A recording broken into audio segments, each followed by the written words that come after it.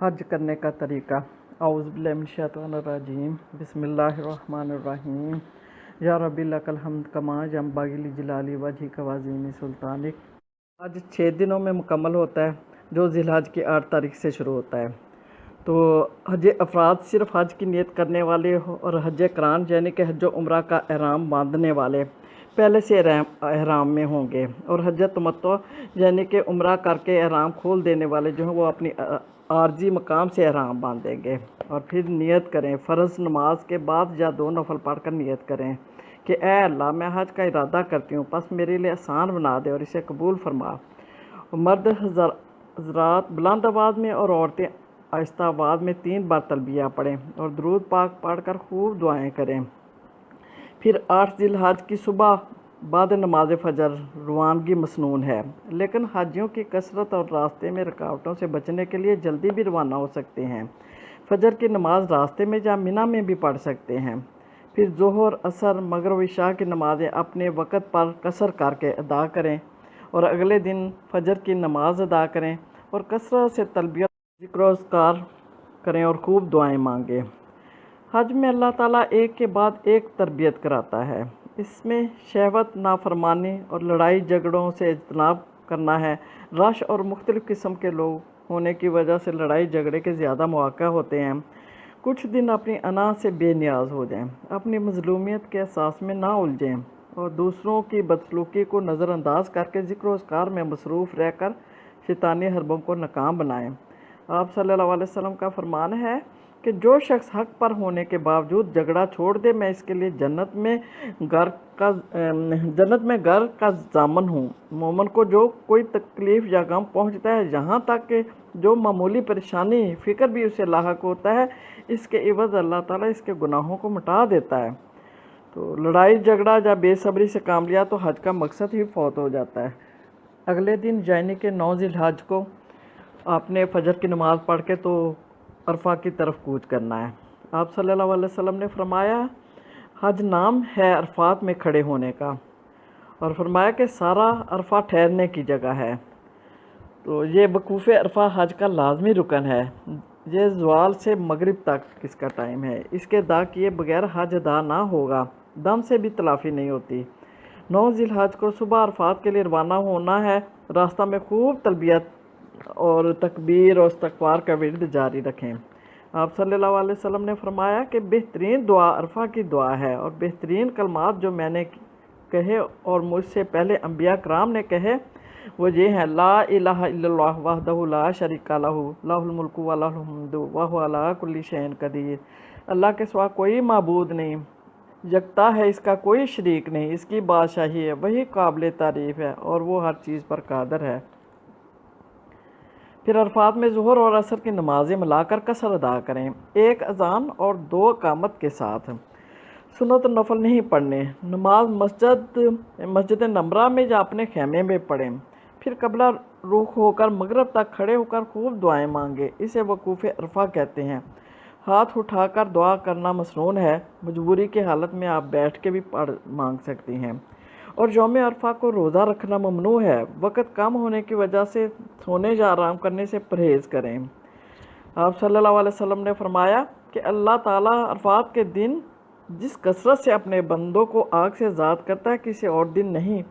اللہ تعالیٰ اس دن قریب ہوتا ہے اور فرشتوں کے روبرو حاجیوں پر فخر کرتا ہے اور کہتا ہے کہ میرے بندے کیا چاہتے ہیں، یعنی کہ ان کی دعائیں قبول کی جائیں گی۔ پھر عرفات میں حاجی بخشا جاتا ہے، اور جس کے لیے وہ دعا کرتا ہے وہ بھی بخشا جاتا ہے۔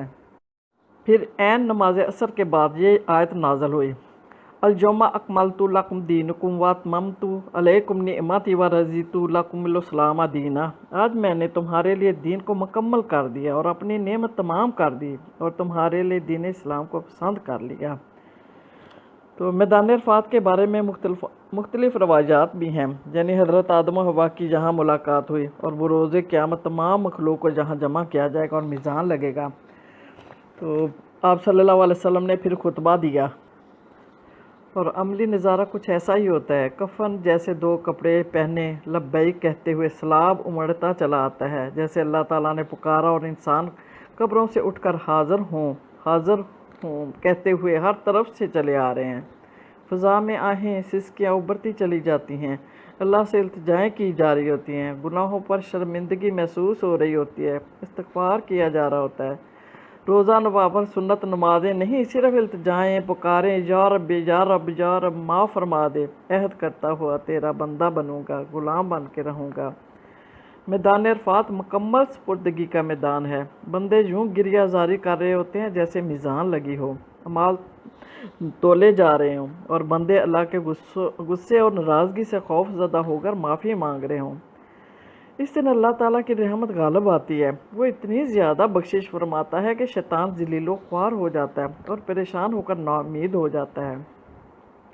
اور جب بندوں کی عاجزی عروج پر ہوتی ہے، بے قراری اور آہ و بکا کا ایک عالم ہر طرف طاری ہوتا ہے، خوف اور امید کی کیفیت سارے عالم پر چھائی ہوتی ہے، دعائیں التجائیں ہو رہی ہوتی ہیں، تو نماز مغرب کے وقت بغیر نماز پڑھے مزدلفہ کی طرف کوچ کرنے کا حکم ہوتا ہے۔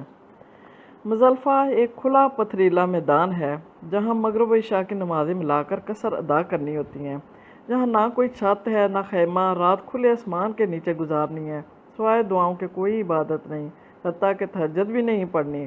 اندھیری رات بغیر حفاظتی انتظامات کے مرد عورتیں پڑے ہیں، کیا مجال کسی کی کہ کسی کے دل میں برا خیال آئے یا کسی کو خوف لاحق ہو، نہ چوری، نہ ڈاکہ، نہ بری نظر۔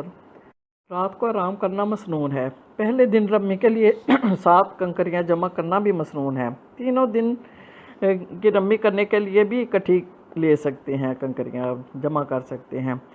پھر 10 ذی الحج صبح فجر نماز کے بعد قبلہ رخ کھڑے ہو کر ہاتھ اٹھا کر دعائیں مانگنا وقوف مزدلفہ کہلاتا ہے۔ مزدلفہ کا سارا میدان وقوف کرنے کی جگہ ہے، فجر نماز عام دنوں سے پہلے ادا کرنا بھی مسنون ہے۔ پھر اگلے دن یعنی کہ 10 ذی الحج کو وقوف مزدلفہ کے بعد منی روانگی ہوتی ہے۔ کمزور، بوڑھے، عورتوں اور بچوں کو مزدلفہ آدھی رات کے بعد بھی منی جانے کی اجازت ہوتی ہے، کیونکہ پھر رش زیادہ ہو جاتا ہے۔ کنکری مارنے کو رمی کہتے ہیں اور کنکریوں کو جمار کہتے ہیں۔ جنہیں کنکریاں ماری جائیں انہیں جمرات کہتے ہیں۔ تو کل 3 جمرات ہیں، یعنی 3 ایسی جگہ ہیں جہاں پہ کنکریاں ماری جاتی ہیں۔ پہلی جمرات العقبہ، دوسری جمرات الوسطیٰ اور تیسرا جمرات الاولیٰ یا آخری۔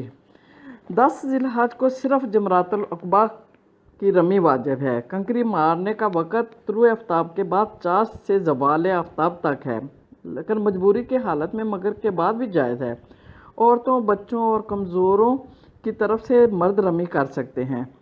رمی سے پہلے تلبیہ پڑھنا بند کر دیں اور رمی کرتے وقت اللہ اکبر کہنا مسنون ہے۔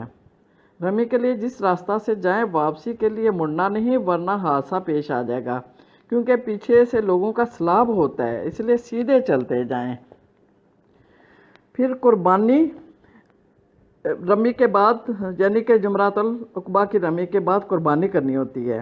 تو آج کل عموماً ٹوکن دیے جاتے ہیں اور قربانی کا وقت بتا دیا جاتا ہے۔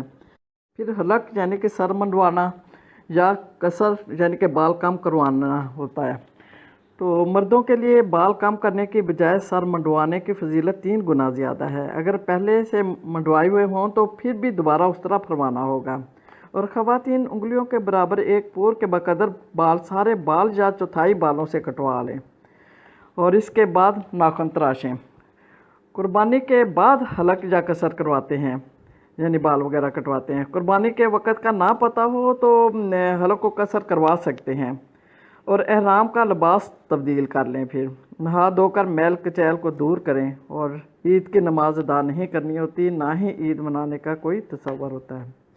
طواف کرنا ہے، جسے طواف حج زیارہ کہتے ہیں، یہ حج کا لازمی رکن ہے۔ مجبوری کی حالت میں 12 ذی الحج کی مغرب نماز تک کیا جا سکتا ہے، ورنہ 10 ذی الحج کو ہی کریں۔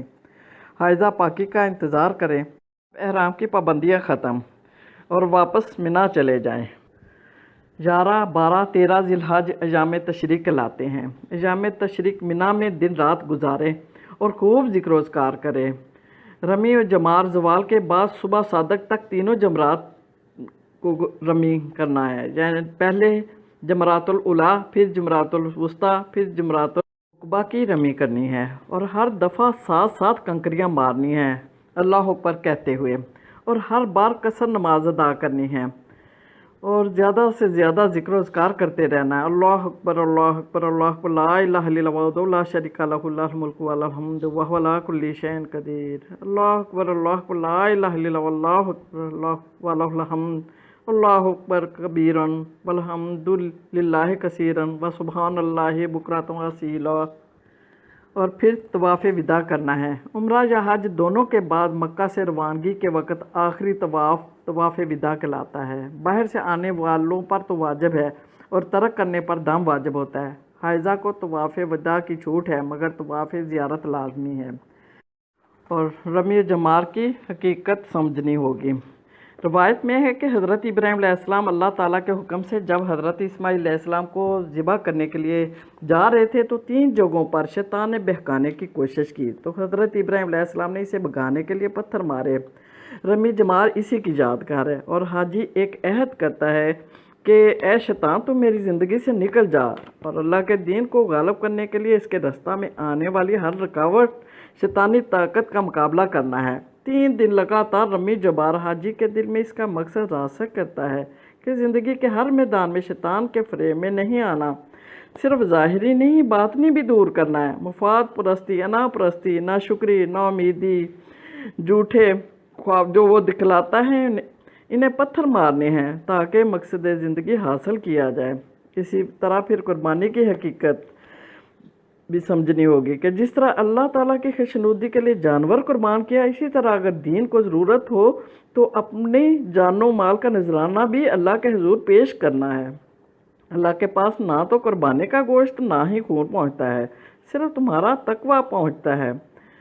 اور منہ و مزدلفہ کی حقیقت یہ ہے کہ مادیت پرستی کو ختم کرتی ہے، مومن کو عیش و عشرت سے نکال کر مشقت، سفر اور وقوف کا تجربہ کراتی ہے، وہن یعنی دنیا سے محبت سے نکال کر مجاہدانہ زندگی گزارنے کا سبق ملتا ہے تاکہ امامت دین کے لیے مجاہد تیار ہو جائے۔ اللہ تعالیٰ دین کا صحیح فہم عطا کرائے اور حج کی روح حقیقت کو سمجھتے ہوئے حج کرنے کی توفیق عطا فرمائے اور قبولیت عطا فرمائے، آمین آمین۔